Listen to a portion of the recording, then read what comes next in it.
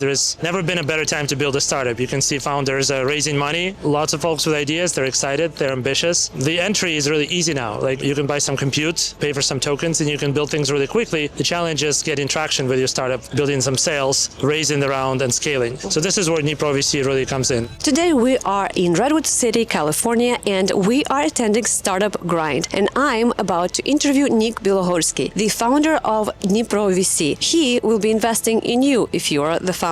So let's talk to him and find out what you need to do to get that check. Hi, Nick. I'm so excited to have this quick interview with you. We've known each other since 2014, and you're a philanthropist and you're also a businessman. You also worked as a first researcher at Meta. Then you were a director of cybersecurity at Google. Later on, you co-founded a company, Cyphort, that was bought by Juniper. And now you're a VC. What is staying consistent in your story? Well, for me, it was always about empowering. First, I worked in cybersecurity, trying to protect companies from hackers, empower their defense. Then with the war in Ukraine, kind of a lot have changed for me.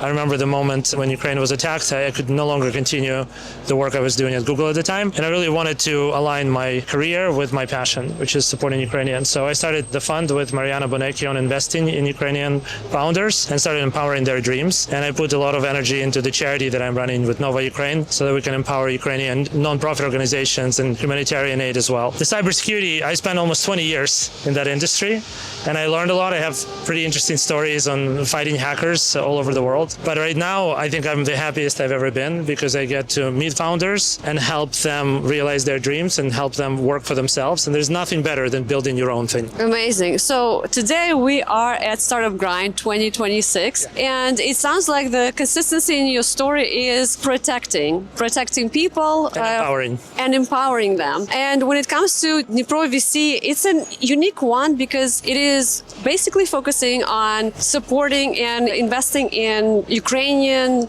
co-founded companies. Tell us a little bit more about how you decide which companies to invest in. Well, we call them American companies with Ukrainian ties, right? Mm-hmm. And we're focusing on AI and cybersecurity. And AI is so broad that it includes really a lot of verticals, fintech, health tech, you name it. Mm-hmm. What we're seeing here today at Startup Grind is that there's never been a better time to build a startup. You can see founders raising money like crazy. Lots of folks with ideas, they're excited, they're ambitious. The entry is really easy now. Like you can buy some compute, pay for some tokens, and you can build things really quickly. The challenge is getting traction with your startup, building some sales, raising the round, and scaling.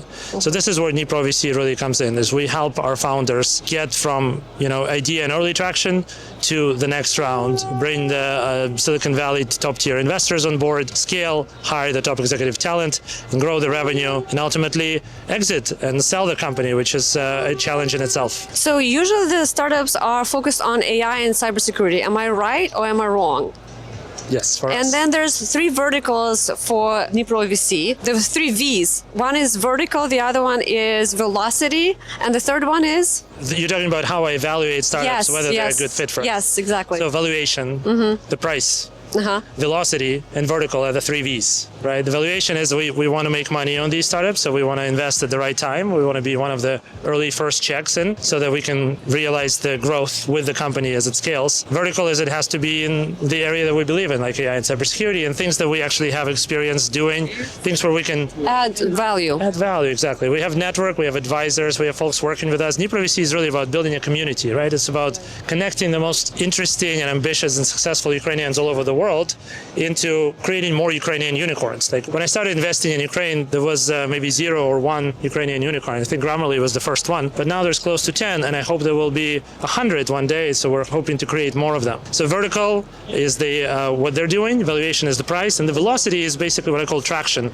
How quickly is it growing? Show me a metric that is doubling, quadrupling, or growing 10x with your company, whether it's usage, retention, or revenue. Okay, so let's imagine we have these Ukrainian startups right now, and maybe it's 1 or 2 people only, right? As you said, it's easier to go out there and build a company today. Let's say it's in AI, not cybersecurity, and let's say they have some traction. What are other things that they need to have to bring to you so that you are thinking, I might sign the check? Well, today I think we're in an amazing time where even one person and potentially build a unicorn company without a team, right? Like we've seen some early examples of one-person unicorns, right?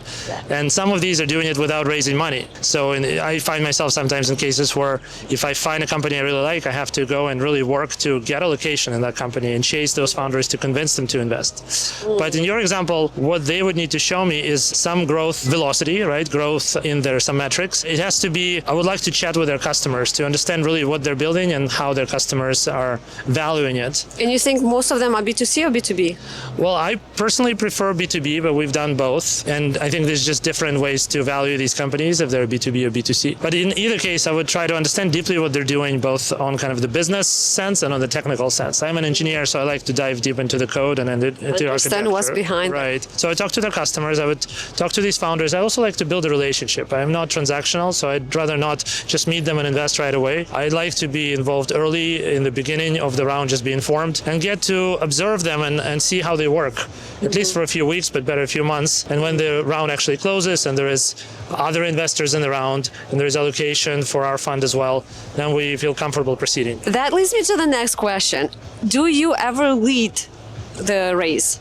For our fund, no, we don't do lead checks. We usually invest between 250,000 to $1 million, and we join other investors in these rounds. Gotcha. Okay, so now we talked a little bit about AI, but let's move on to cybersecurity. There are a couple of things that I've noticed recently. You've heard about Mythos, and I really am curious about your opinion since you're in cybersecurity. So in the last month, there were 48 zero-day vulnerabilities that were found on Chrome, which Chrome has a really good, really strong team. And some opinions that I heard were like, okay, cybersecurity is that. The other opinions that are usually run by startups, they say, no, it's just fine, it's just PR. What do you think? What's your take? So I don't think cybersecurity is dead, but I am scared by what Mythos is doing, like at least from what they're promoting it at. I haven't seen the model. It's been very tightly controlled, right? But it's not necessarily new. We have seen AI and models successfully discover vulnerabilities.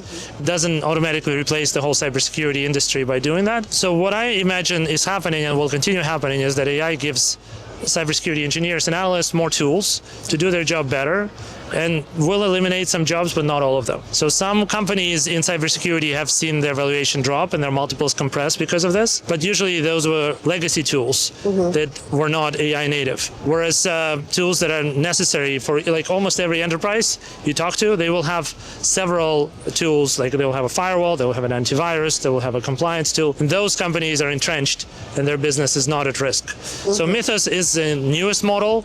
We'll see, we'll get to try it hopefully eventually, but it's not changing the whole game. And there's a lot of PR and marketing and fear, uncertainty, and doubt. We call it FUD in cybersecurity industry. Fear, uncertainty, doubt, FUD. That's how you sell cybersecurity. You scare people.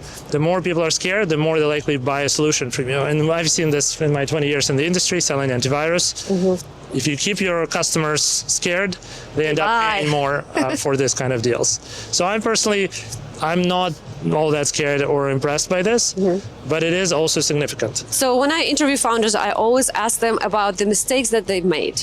And when it comes to VCs, you're actually my first VC. I'm a founder too. And a founder. Okay. So we've talked about what the founders need to do to get a check from you. Let's talk about what mistakes they make that you find very often that they should avoid. Yeah. So when a founder is raising money from VC, and they're successful and they get money, the mistake they often make is they kind of cut communication and you don't hear from them once they get your money. I would love for them to actually build the company and keep in touch and send investor updates and ask your investor when something goes wrong. Like, don't go it alone. When you have an investor, whether or not they're on their board, they're there to help you succeed. You're part of the team. Right. So that's one common mistake I see, them not leveraging their investors enough to help. Other mistakes founders make when they try to raise is they focusing too much on what they're building. And that usually to me is a sign that the founder is a great technical CTO, they're not a CEO. They're talking too much about the product in the technology and not enough about the market and the business. So I love for them to focus on the money because they're raising money. So tell me about how you're going to make money and how will my money grow if I invested in your company. And that's how I separate CEOs from CTOs. Unfortunately, most folks that I end up talking to are not really great CEOs. Okay, then there's another question that I'm thinking of right now.